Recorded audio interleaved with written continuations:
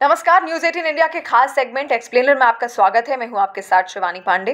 आज हम उस दावे को समझेंगे मुस्लिम कंट्रीज के, जहां पर वो ये कहते हैं कि इजराइल आकर यहूदी तभी बसे थे जब उनको हिटलर द्वारा बहुत ज़्यादा प्रताड़ित कर दिया गया था। तो क्या वाकई ये जो कहानी है पूरी प्रताड़ना से जुड़ी हुई है, तब जाकर यहूदी यहाँ पर आकर बसे थे, या फिर इसराइल का जिक्र आखिर किन किन ग्रंथों में है, कहाँ कहाँ पर इसराइल का जिक्र किया गया है?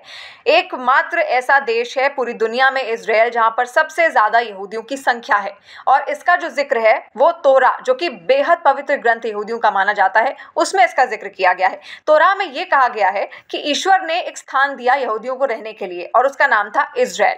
और 1000 ईसा पूर्व, जैसा कि हिब्रू बाइबल कहती है, एक राजा हुआ करते थे डेविड, उनके बेटे थे सोलोमन। सोलोमन ने अपने पिता के नाम पर, डेविड के नाम पर, एक मंदिर बनाया जिसका नाम था डेविड टेम्पल, जिसकी अब मात्र एक ही दीवार जेरूशलम में रह गई है, जहां पर माथा टेक कर प्रार्थना करते हैं यहूदी। और इसी वजह से जो जंग है और ज्यादा लंबी खिंच रही है, क्योंकि मुसलमानों का भी वो पवित्र स्थान है। अब मुसलमान क्या दावा करते हैं? मुसलमान ये दावा करते हैं कि 7वीं सदी में पैगंबर मोहम्मद मक्का से एक दिन में ही उन्होंने जेरूशलम तक की यात्रा पूरी की थी, और जेरूशलम ही वो जगह थी जहां पर वो उनका अंतिम पड़ाव था, जहां से वो जन्नत चले गए थे।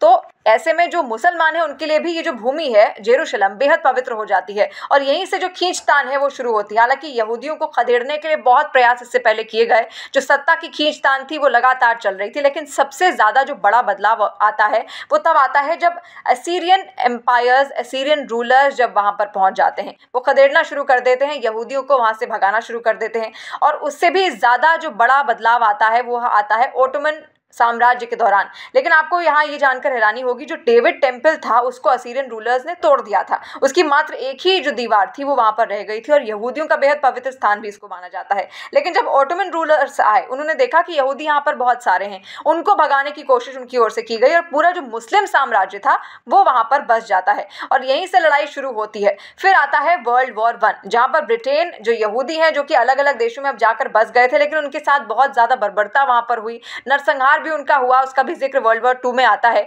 तो वर्ल्ड वॉर 1 के दौरान ब्रिटिशर्स ने ये कहा, ब्रिटेन ने ये कहा उनसे कि आप हमारा साथ दीजिए, हमारे मित्र देशों का साथ दीजिए, और हम आपको रहने के लिए एक ज़मीन देंगे।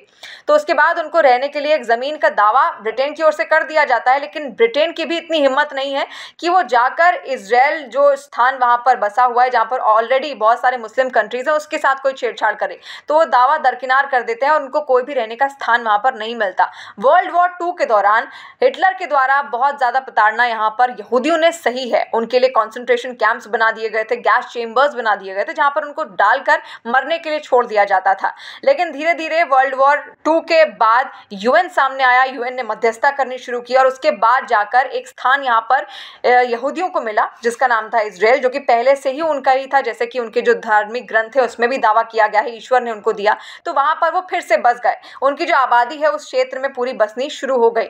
तो इस ऐसी तरीके से जो इजरायली है वो वहाँ पर आकर बसे। तो कहीं ना कहीं जो ये दावा है मुसलमानों का कि वो जब आकर वहाँ पर बसे थे, वो तभी बसे थे जब हिटलर ने उनको बहुत ज़्यादा प्रताड़ित किया था, ये सच है। लेकिन इससे पहले की जो सच्चाई ये है कि इजराइल पहले से ही उनका था, यानी कि जैसे उनके धार्मिक ग्रंथों में जिक्र है, वो पहले से ही वहाँ पर बसे हुए थे, लेकिन उनको हटाकर जो बाकी रूलर्स हैं वो वहाँ कर आकर अपना शासन करने लगते हैं और इजरायलियों को खदेड़ देते हैं। लेकिन वापस अब अपनी सत्ता में इजरायली आ गए हैं, और यही ये लड़ाई जो है अपनी सत्ता को लेकर, उसी को बचाने की कोशिश इजरायली लगातार अभी भी कर रहे हैं, क्योंकि हमास की ओर से भी उन पर कई हमले अब तक किए जा चुके हैं। लेकिन हमास भी फिलिस्तीनियों का साथ देना चाहता है, वो भी फिलिस्तीनियों को कहता है कि वो अपना साम्राज्य वहाँ पर बसाएं, क्योंकि ये देश कभी उनका भी रहा था।